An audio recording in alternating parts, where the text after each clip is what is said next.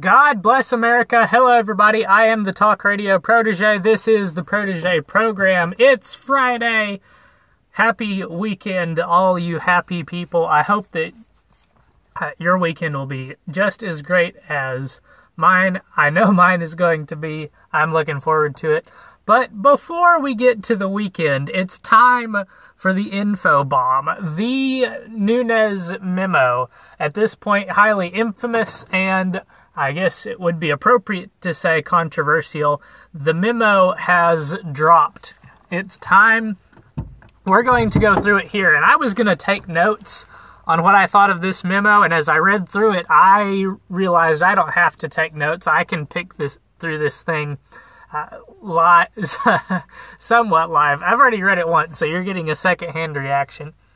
But just based on what I've heard so far, and one tweet in particular that I saw while looking for the link to download this memo, it has come to my, or rather, I believe that before the memo becomes accepted as truth, we're going to see more classified documents become unclassified. We're going to have more fights, just like the one that we've had over the last 3 or 4 days over whether or not to declassify certain documents, because the documents that will corroborate the claims in this memo are classified in and of themselves.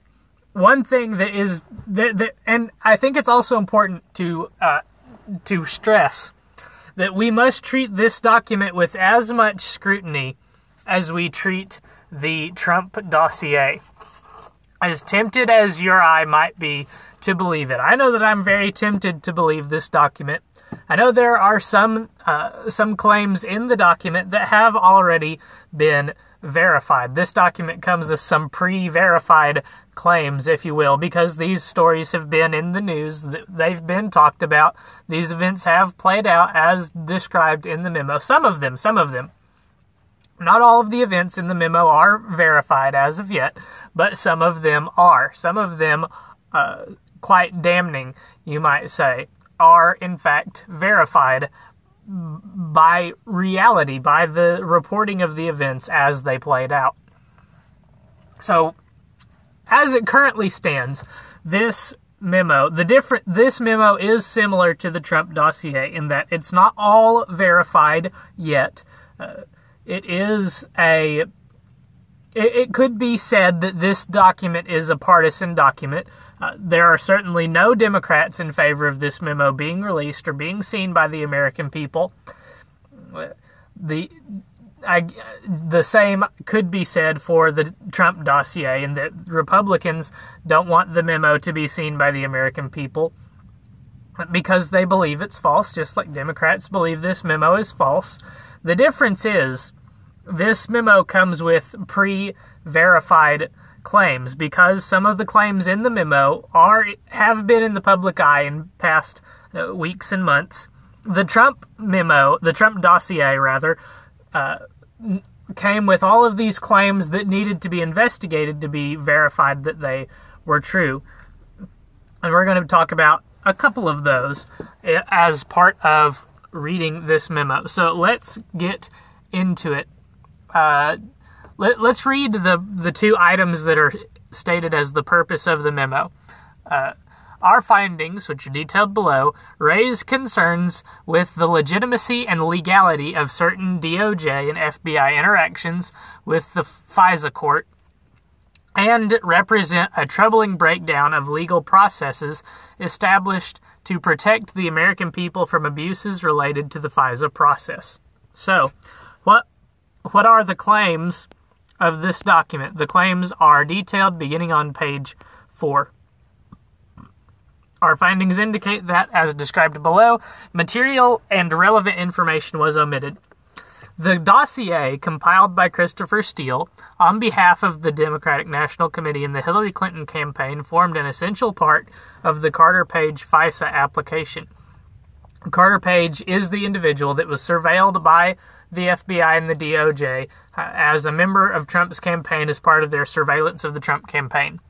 Steele was a longtime FBI source who was paid over $160,000 by the DNC in the Clinton campaign via the law firm Perkins Coie and research firm Fusion GPS to obtain derogatory information on Donald Trump's ties to Russia. We know that this is true.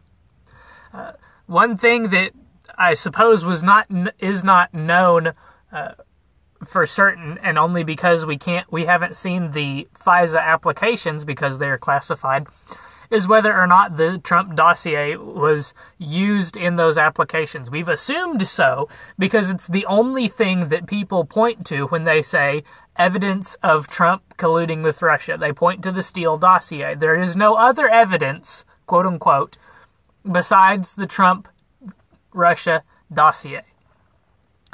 So we've assumed that it was used in the applications. And this memo, I forgot the word there for a second, this memo claims that the dossier was in fact used in the FISA applications and played an essential part in the application. Neither the initial application on October 2016 nor any of the renewals disclose or reference the role of the DNC Clinton campaign or any party campaign in funding Steele's efforts, even though the political origins of the Steele dossier were then known to senior DOJ and FBI officials. Now, I may have glossed over something. Allow me to go back and make sure I know I read it. I think it's here. Due to the sensitive nature of the Foreign Intelligence Committee, FISA submissions are classified. Public's confidence in the integrity of the FISA process depends on the court's ability to hold the government to the highest standard. The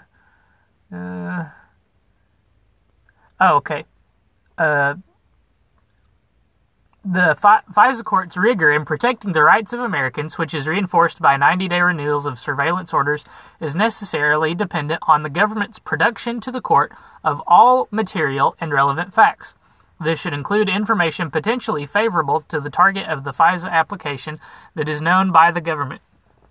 So, short version of that, it is the opinion of the author of the memo, who is HPSCI, which is the short version, the House Intelligence Committee majority staff. So the staff wrote this memo, and it's been pushed by Nunes. That's why it's called the Nunes memo. It's the opinion of the authors of the memo, whether it was written by the majority staff or by the majority members, what have you. It's their opinion that the integrity of the FISA court depends on the government delivering as much information as they can to the court. And if the memo is to be believed, the government did not do that. They withheld specific information from the FISA court in pursuing their FISA application from the court, or in pursuing the FISA application. That information includes the fact that the Trump dossier has origins in political anti-Trump motivations. And we know that the dossier was procured by these politically motivated anti-Trump places. We know that this is a fact. We know that the dossier was politically motivated. What we can't verify at this time is whether or not that information was withheld from the FISA court. And the reason we can't verify that is because we haven't seen the FISA application. This is why I think that more and more classified documents will need to be unclassified to verify these claims. We need to see the FISA application in order to determine, did in fact the FBI and the DOJ withhold the political information from the FISA court? Did they or did they not? We can't know without seeing that FISA document. One individual who I would assume is a congressman on the House Intelligence Committee has already tweeted that he's seen all the documents from which these conclusions have been drawn, and he has already said that the memo draws the wrong conclusions. So if the memo concludes that the government withheld this political information from the FISA court, then, and this individual, who I assume is a congressman, if he says that that's wrong, this conclusion is wrong, then that political information would be in the FISA application. And if it is in the FISA, and that means we need to see the FISA application to verify these claims. That's just the reality of what the situation is right now. Let's move on to point B. The initial FISA application notes Steele was working for an unnamed U.S. person, but does not name Fusion GPS and principal Glenn Simpson, who is paid by U.S. law firm Perkins Coie, representing the DNC, even though it was known by the DOJ at the time that political actors were involved with the Steele dossier. The application does not mention Steele was ultimately working on behalf of and paid by the DNC and the Clinton campaign, or that the FBI had separately authorized payment to Steele for the politically motivated information. Now, I inserted my own words in there as a reminder that this is the information that Steele was presenting to the FBI, to the DNC, to anybody that he was talking to about the Trump dossier that was politically motivated and gathered information. And again, we would have to see the FISA application to verify that the application does not mention the DNC, the Clinton campaign, as being the funding sources for the Steele dossier. If the FBI knew that the dossier was politically motivated and they did not disclose this information to the FISA court, then the FBI withheld pertinent information from the FISA court, and it could be, I think, fairly said that the FBI desired the approval of the FISA application, therefore they withheld information that could have resulted in the court's refusal to grant the application, or to grant the permit, I suppose, is what they were applying for. All right, let's move on. The Carter Page FISA application also cited extensively, this is a big one, a September 23rd, 2016 Yahoo News article by Michael Isikoff, which focuses on Page's July 2016 trip to Moscow. The article does not corroborate the Steele dossier because it is derived from information leaked by Steele himself to Yahoo News. The Page FISA application incorrectly assesses that Steele did not directly provide information to Yahoo News. Steele has admitted in British court filings that he met with Yahoo News and several other outlets in September 2016 at the direction of Fusion GPS. Perkins Coie was aware of Steele's initial media contacts because they hosted at least one meeting with Washington, D.C. in 2016 with Steele and Fusion GPS, where this matter was discussed. This is important. The FBI said that we have two independent sources of Carter Page's Moscow trip: the Steele dossier and the Yahoo News article. However, it is not true that these are independent sources because the source of the Steele dossier and the source of the Yahoo News story are both Christopher Steele, which means that the Yahoo News story is not further evidence of Carter Page's July 2016 Moscow trip. And as pointed out by the memo, Christopher Steele has admitted in British court filings that he did meet with Yahoo News in September of 2016. I suppose that the question we would need to ask of the FBI and the DOJ is if they knew that Steele had met with Yahoo News before they cited this as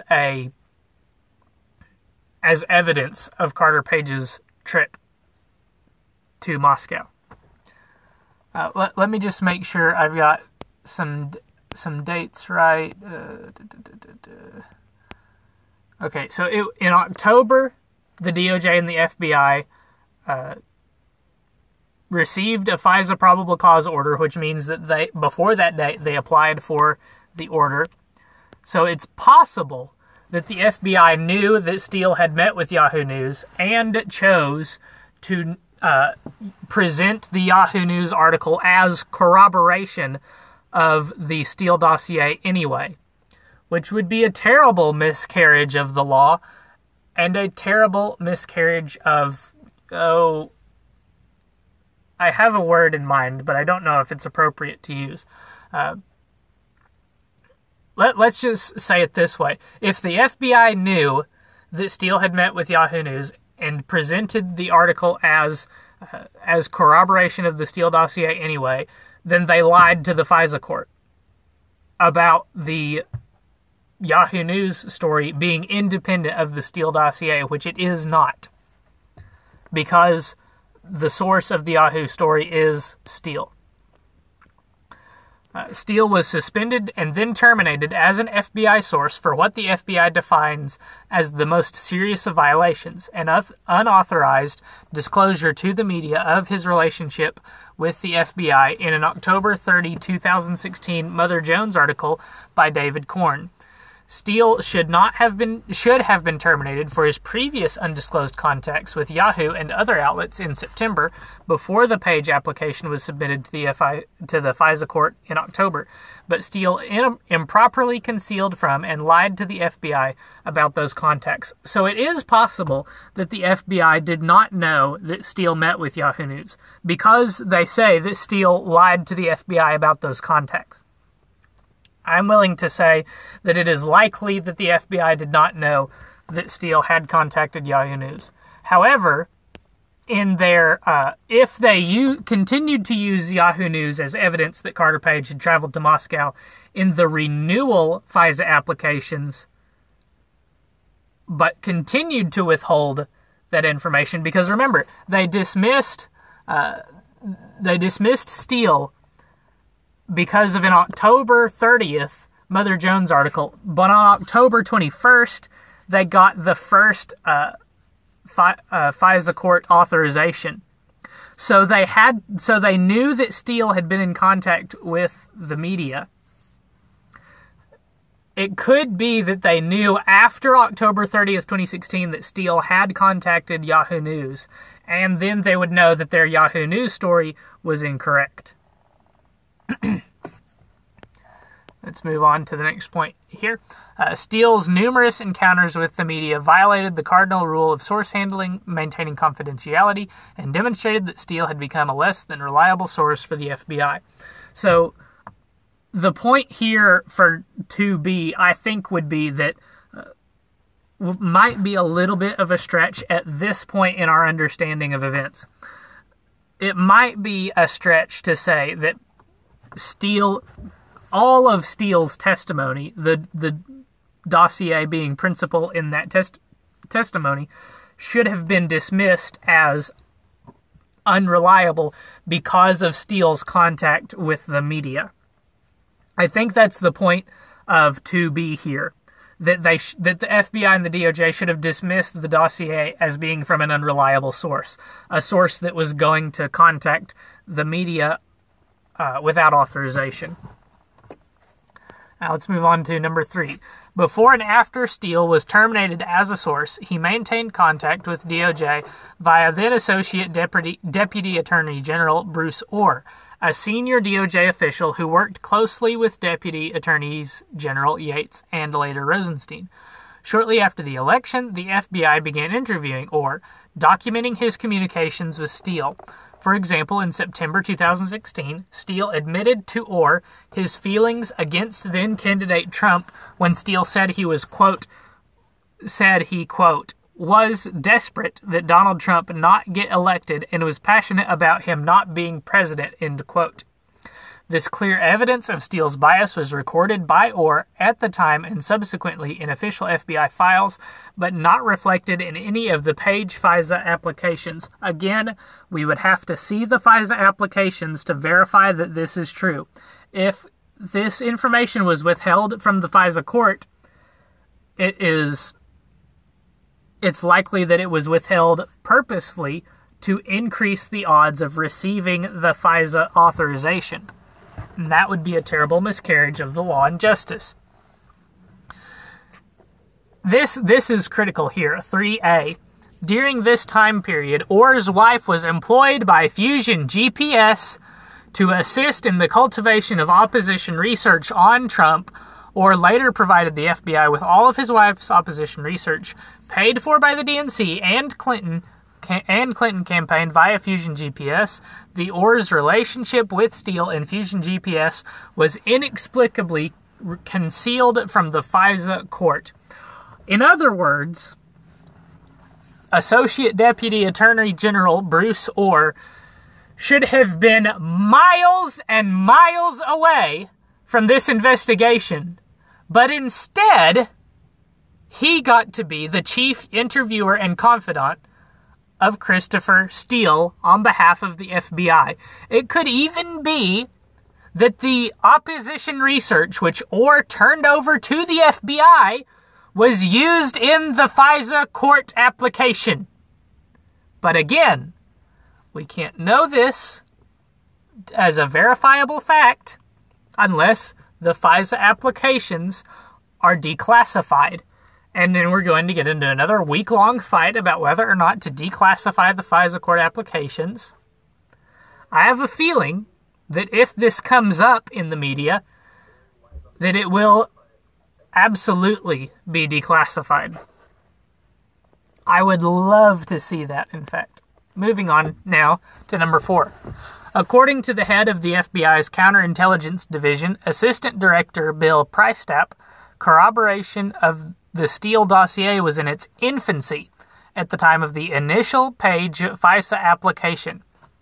Interesting.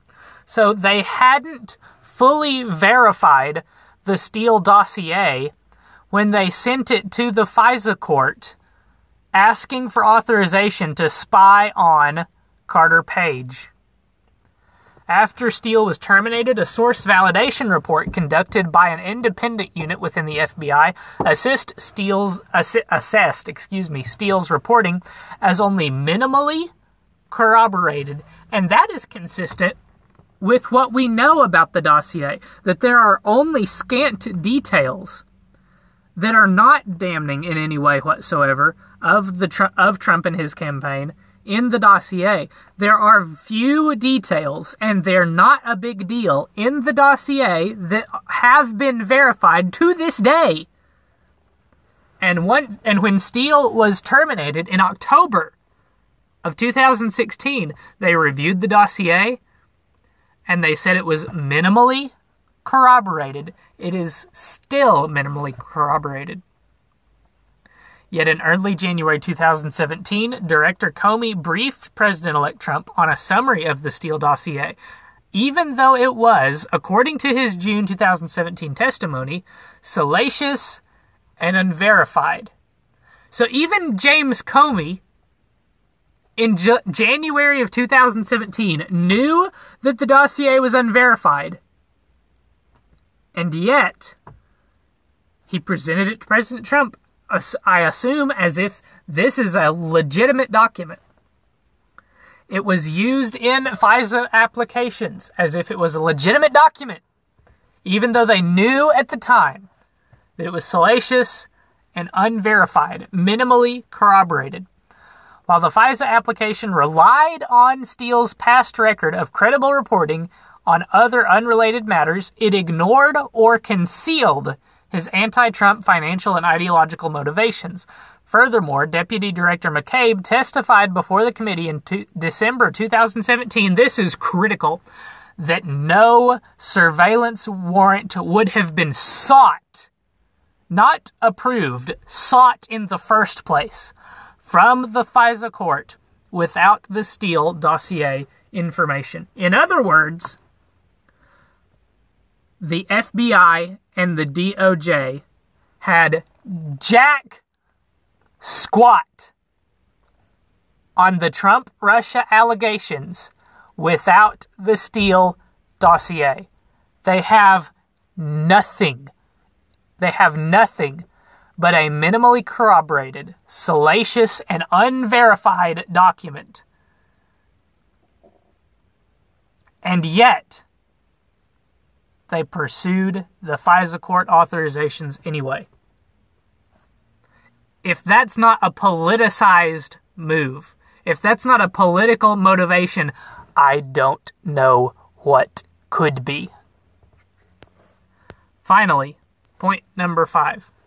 The Page FISA application also mentions information regarding fellow Trump campaign advisor George Papadopoulos, but there's no evidence of any cooperation or conspiracy between Page and Papadopoulos.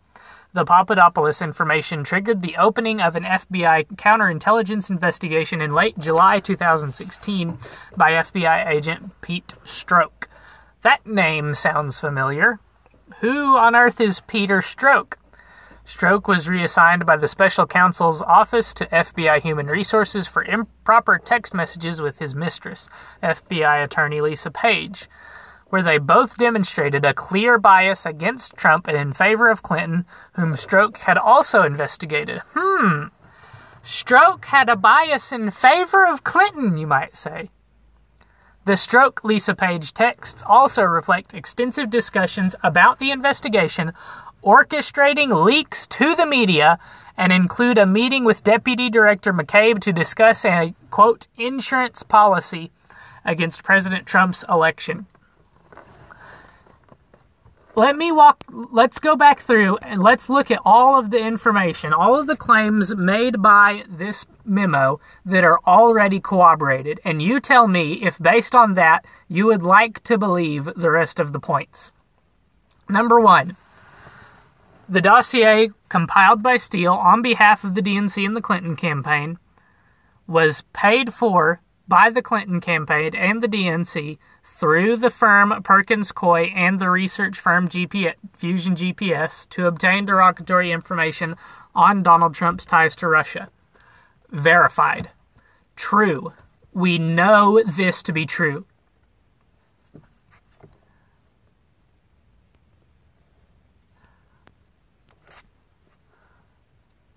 Yahoo News article by Michael Isikoff focuses on Page July 2016 trip to Moscow.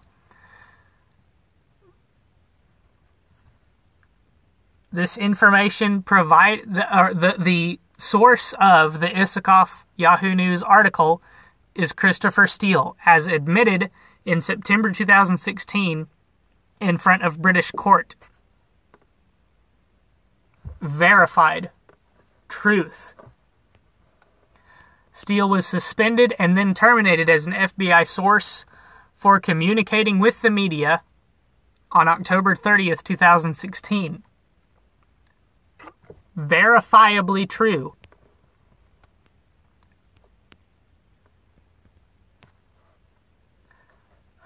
Before and after Steele was terminated as a source, he maintained contact with, you know what, I'm not 100% sure that this is verifiably true, so you know, that should probably be glossed over at this point in time.